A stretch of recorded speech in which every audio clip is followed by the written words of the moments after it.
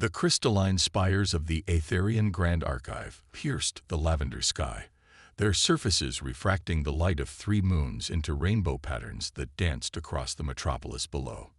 Within one of its highest chambers, senior anthropologist Naira Valera studied the latest field reports with mounting frustration, her iridescent scales shifting from their usual cerulean to a deeper blue of skepticism.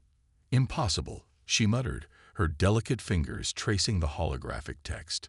No species could survive such conditions, let alone thrive in them. The report detailed human colonists successfully establishing settlements on worlds that the Aetherian Confederation had long deemed uninhabitable. Naira had spent decades studying emerging species, but humans fascinated and frustrated her in equal measure. Their homeworld alone should have made their existence impossible, a death world by Aetherian standards, with crushing gravity, extreme temperature variations, and aggressive flora and fauna. Yet they had not only survived but reached for the stars.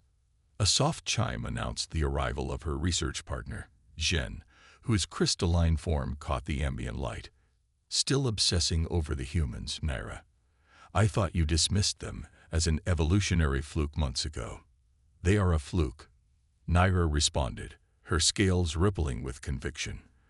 "But these new reports challenge everything we know about species development. Look at this." She gestured at the hologram, expanding a section about human neural plasticity. "They're claiming humans can adapt to new environments within a single generation, not through genetic engineering, but through sheer stubbornness." Zhen moved closer, their crystalline structure humming with interest. "Perhaps that's why the Council is so interested in them. Have you seen the latest directive?" Naira's head crest lifted in surprise. "What directive?" "The Council has authorized direct observation. They're setting up a joint research station in the frontier sectors. It's supposed to be neutral ground, a place where we can study them up close, and they can study us." Naira's scales shifted to a pale yellow of excitement before she caught herself, forcing them back to their professional blue. "That's unprecedented. The Council hasn't authorized direct contact with a pre-Federation species in over 3 centuries. Which is why," Zhen's crystal structure pulsed with amusement, "they're sending you." The words hung in the air like suspended starlight. Naira's carefully maintained composure cracked, her scales blazing through a rainbow of colors before settling on a bright gold of excitement mixed with trepidation. "Me? But I've been one of the most vocal skeptics about human potential. I've published papers arguing against their inclusion in galactic affairs." "Exactly," Zhen replied. "The Council values your skepticism. They don't want an enthusiast who might overlook crucial flaws. They want someone who will observe and report without bias." Naira turned back to the holographic reports, her mind racing. Direct observation would mean months, perhaps years, in close proximity to humans. The thought both thrilled and unsettled her. Everything she knew about them came from second-hand reports and data analysis. The stories of their achievements seemed impossible. Tales of individuals lifting vehicles to save trapped children, surviving in vacuum without protection for impossible lengths of time, continuing to fight with injuries that would have killed any other known species. "When do I leave?" she asked, her voice steady despite the rapid color shifts playing across her scales. "The research station is already operational. You'll depart within the lunar cycle." Zhen paused, their crystalline form dimming slightly. "Just keep an open mind, Naira. The Council wouldn't authorize this without good reason." As Naira began preparing for her journey, she couldn't shake the feeling that she was missing something fundamental about humans. The data was there, the facts were clear, but they didn't add up to a coherent picture. How could a species be simultaneously so fragile and so resilient? So primitive yet so inventive? So violent yet so compassionate? She wrote in her preliminary report, approaching human study with measured skepticism. While their technological achievements are notable for their brief civilization span, reports of their physical and mental capabilities must be examined for exaggeration and bias. Objective observation will likely reveal a more mundane reality behind the myths. As her transport prepared to leave the crystalline docks of the Grand Archive, Naira watched her homeworld shrink below, unaware that her certainties would soon be challenged in ways she could never have imagined.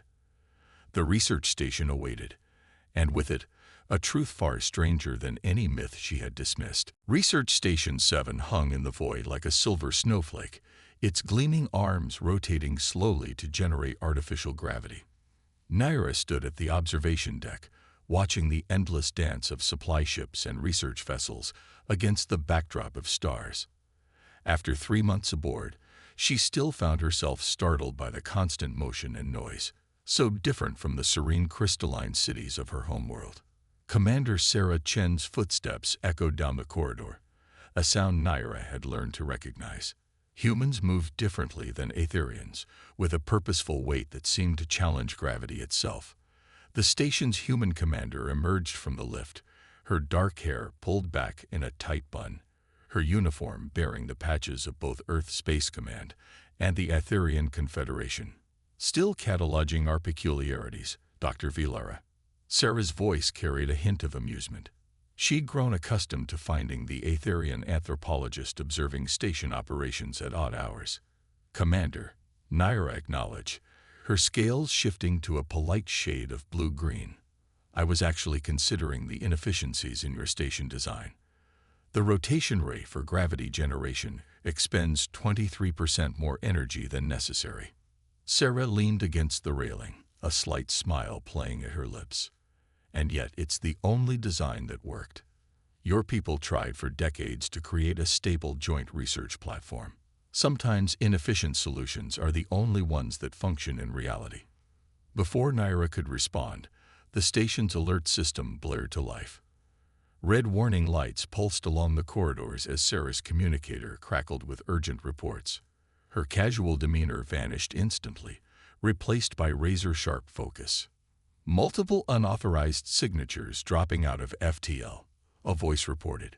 Configuration matches Nexus Raiders. 6 heavy cruisers, multiple support craft. They're jamming long-range communications. Naira's scales paled to ash gray. The Nexus Raiders were infamous, cybernetically enhanced pirates who preyed on research stations and colonies.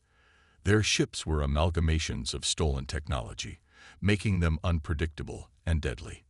Battle stations, Sarah commanded, her voice carrying through the station's comm system. This is not a drill. All non-combat personnel to secure locations. Security teams to designated positions. Let's move, people. Naira found herself hurried along with other researchers toward the station's core.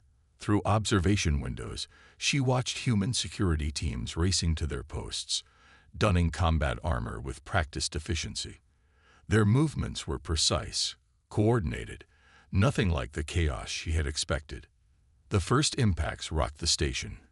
The raiders were testing their defenses, looking for weaknesses. Sarah's voice remained steady over the comms, directing responses, coordinating counterattacks. Naira had studied human combat doctrine, but seeing it in action was different. They adapted instantly to changing situations, making decisions that seemed to defy both logic and self-preservation. Hull breach in Section 4. The report cut through the chaos. They're boarding. Naira's research had suggested humans were at their most dangerous when cornered. Now she watched as Sarah organized the defense, using the station's supposedly inefficient design to their advantage. The rotating arms became kill zones, the variable gravity turning into a weapon against the cybernetically enhanced raiders. They're trying to reach the core, Sarah announced, now standing in the security center where Naira and others had taken refuge. They want the research data, but they don't know humans like fighting in close quarters. What happened next would forever change Naira's understanding of humans. She watched through security feeds as the station's defenders engaged the raiders in brutal close combat. Where the pirates relied on cybernetic enhancement and stolen technology, the humans used improvisation and sheer determination. A security officer named Rodriguez held a corridor alone after his team was injured, using maintenance tools as weapons when his ammunition ran out. In the hydroponics bay, Dr. Hassan, a botanist Naira had interviewed just yesterday, reprogrammed environmental controls to fill sections with debilitating gas mixtures that affected the raiders' cybernetics but left humans functional. And through it all, Commander Chen led from the front, coordinating the defense while personally fighting alongside her people. Naira watched her take a glancing blow that would have killed an Aetherian, yet she continued fighting, her movements becoming more precise rather than deteriorating. The battle raged for hours. The raiders, expecting an easy target, found themselves trapped in a grinding war of attrition against defenders who seemed to grow stronger rather than weaker as the fighting continued.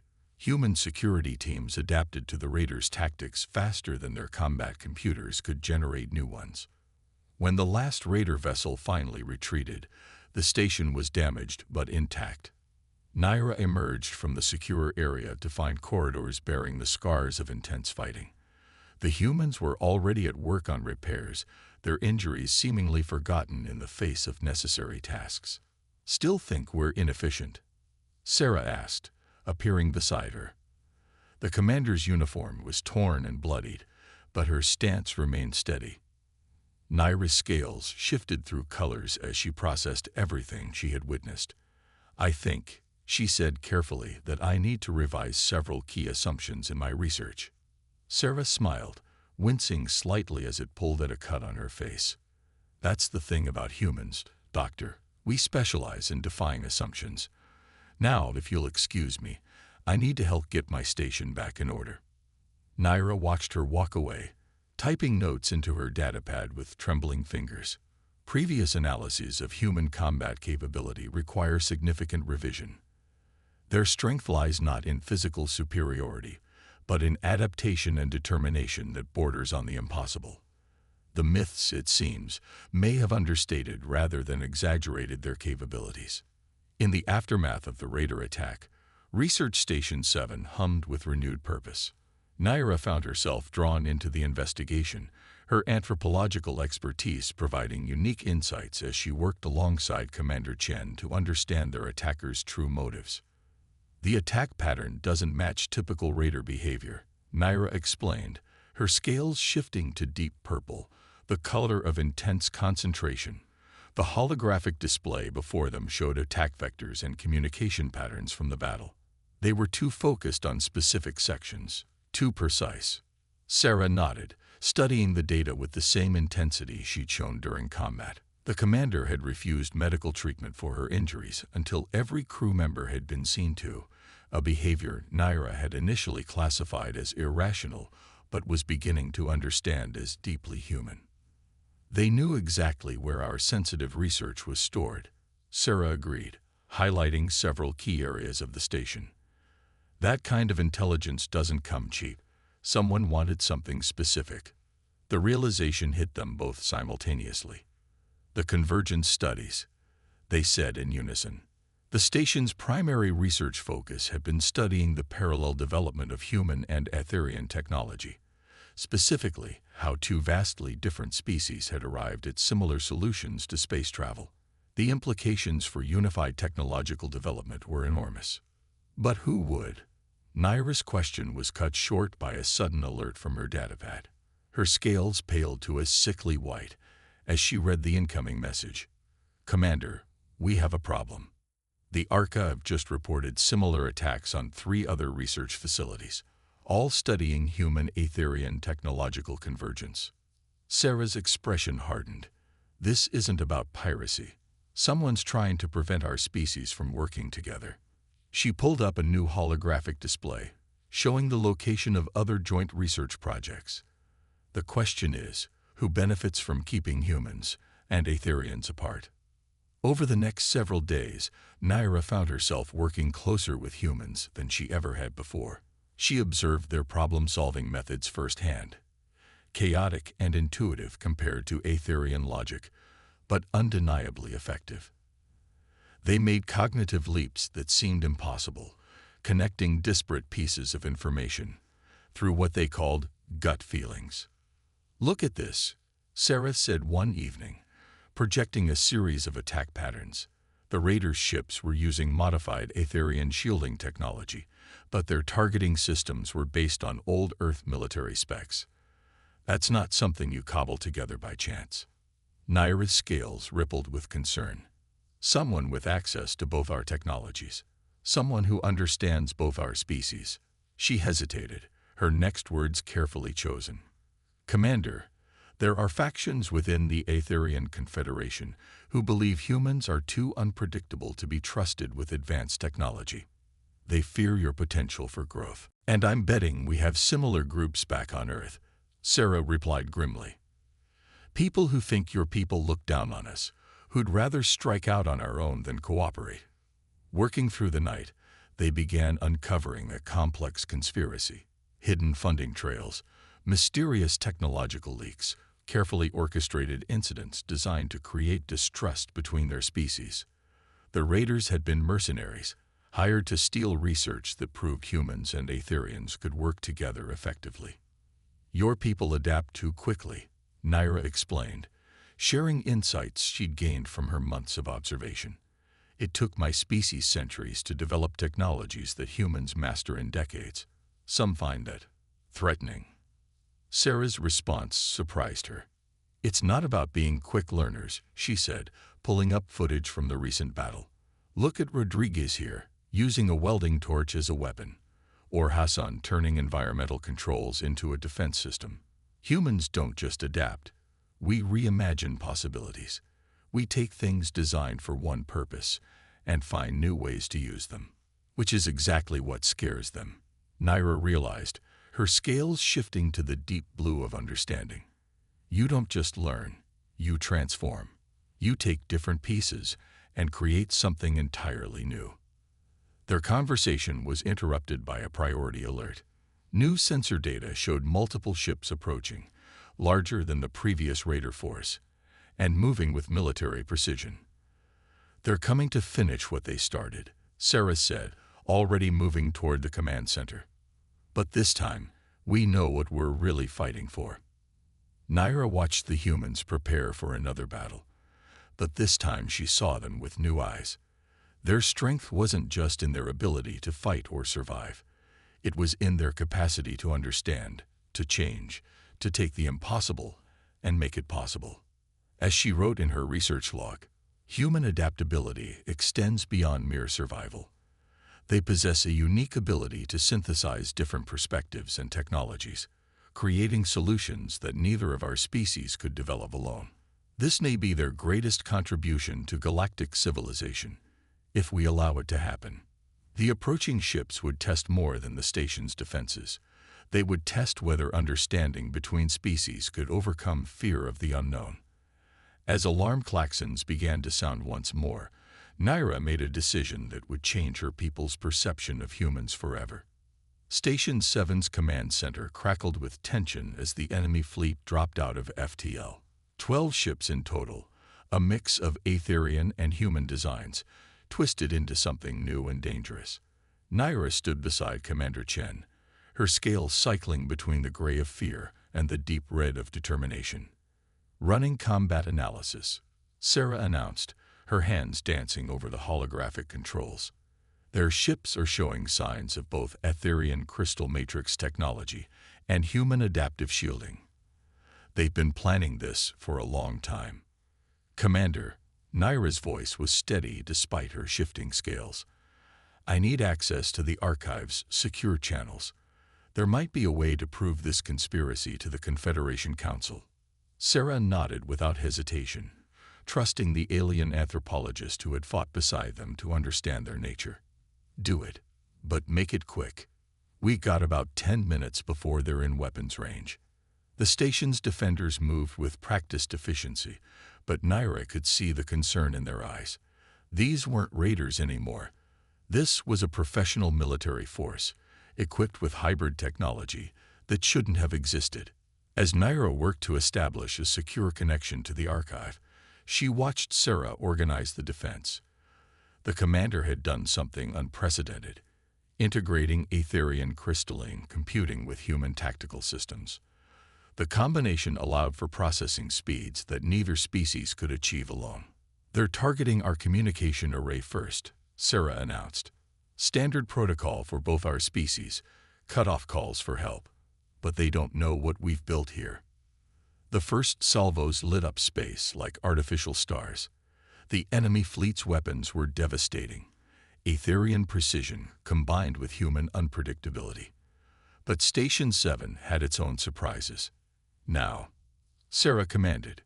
The station's arms began moving in ways they were never designed for, using the rotation generators in patterns that defied standard combat algorithms. Enemy targeting systems, designed to predict either human or Aetherian movements, failed to adapt. Naira's fingers flew over her console as she dug deeper into the archive's secure files. "Commander, on finding evidence of secret meetings, unauthorized technology transfers. This goes higher than we thought, all the way to the Confederation Security Council." A massive impact rocked the station. Warning lights flashed as hull breaches were reported in multiple sections. But the humans didn't panic. Instead, they seemed to become more focused, more determined. "They're trying to board again," Sarah observed, her voice calm despite the chaos. "But this time, we're ready, Dr. Hassan." The botanist's voice came over the comm, steady and professional. "Hydroponic systems modified and ready, Commander. They won't be able to use their hybrid breathing systems this time." Naira watched in amazement as the humans implemented countermeasures they'd developed in the few days since the last attack. They hadn't just repaired the station. They'd reimagined its every system as a potential weapon or defense. "Got it." Naira's scales flashed brilliant gold as she broke through the final security layer. "Commander, I have proof." The separatist faction. They'd been working both sides, trying to prevent cooperation between our species. There.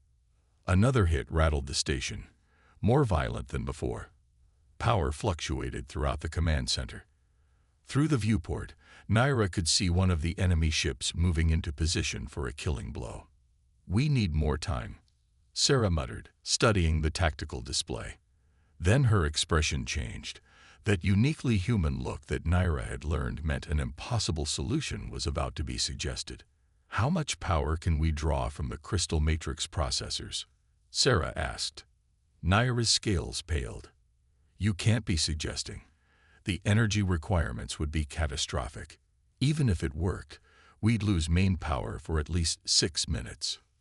"Not if we route it through the rotation generators first," Sarah countered. "Your crystals, our generators, they weren't meant to work together. But that's exactly why it might work. The enemy ships are calibrated for one or the other, not both." It was insane. It was impossible. It was perfectly human. Naira found herself nodding. "I'll need to modify the crystal harmonics manually. From the core." "That's a one-way trip if this doesn't work," Sarah warned. Naira's scales shifted to match the deep red of human blood, a color of commitment she had never worn before. "Then we better make it work." The next few minutes were a blur of activity. While Sarah coordinated the defense, Naira raced to the station's core, where Aetherian crystal matrices pulsed with barely contained energy. The modification would require perfect timing, and consequences of failure would be catastrophic. "Enemy ships in final attack position." Sarah's voice came through the comm. "Ready, Doctor?" Naira placed her hands on the crystal matrix, feeling the energy vibrate through her scales. In that moment, she understood something fundamental about humans. Their greatest strength wasn't their adaptability or their determination. It was their ability to inspire those same qualities in others. "Ready, Commander," she replied. "Let's show them what our species can do together." The combined energy of Aetherian crystals and human rotation generators created something unprecedented. A wave of crystalline light erupted from Station 7, rippling through space in patterns that defied conventional physics. Enemy ships, their hybrid systems unable to compensate for the impossible combination, found their carefully calibrated weapons and shields failing. In the station's core, Naira fought to maintain control of the crystal matrices as they resonated with frequencies they were never designed to handle. Her scales blazed with effort, shifting through colors faster than the human eye could follow. Through the command channel, she heard Sarah coordinating the counterattack. "All security teams, move in now. Their shields are down." The commander's voice carried the fierce joy of battle that Naira had once dismissed as primitive, but now understood as something else entirely: the exultation of overcoming impossible odds. The station's defenders struck back with devastating efficiency, using their intimate knowledge of both human and Etherian technology to exploit weaknesses in the enemy's hybrid systems. Ships that had seemed unstoppable minutes ago now found themselves outmaneuvered and outgunned by a station that should have been easy prey.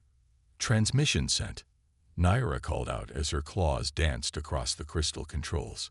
"The archive has received the evidence. They're broadcasting it on all emergency channels." The effect was immediate.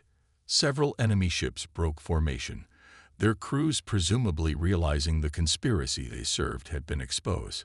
Others fought with increasing desperation, but the combination of human tactical brilliance and Etherian technology proved overwhelming. In the command center, Sarah watched the battle's tide turn with grim satisfaction. "Send the surrender demand.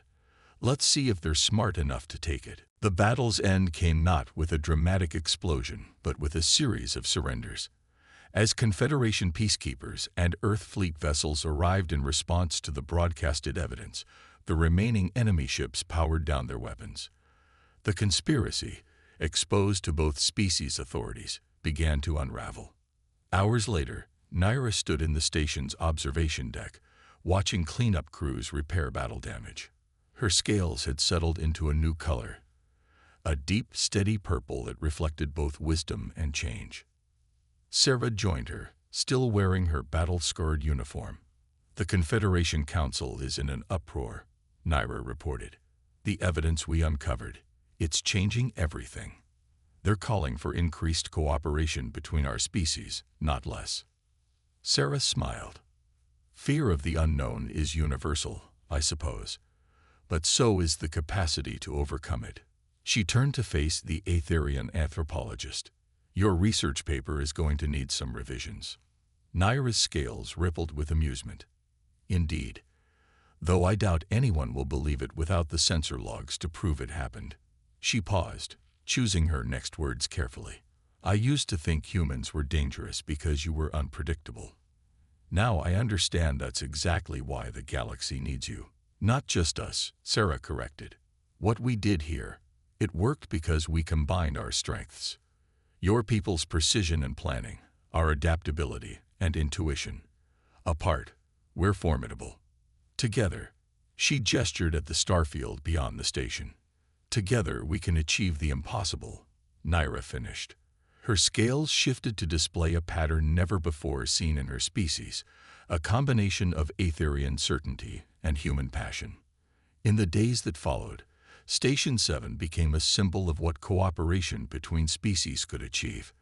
Naira's final research paper, titled "Understanding Human Potential: A Revolution in Xenoanthropology," became required reading at the archive. Its conclusion read, "Humans defy conventional analysis not because they are simple, but because they are catalysts of change.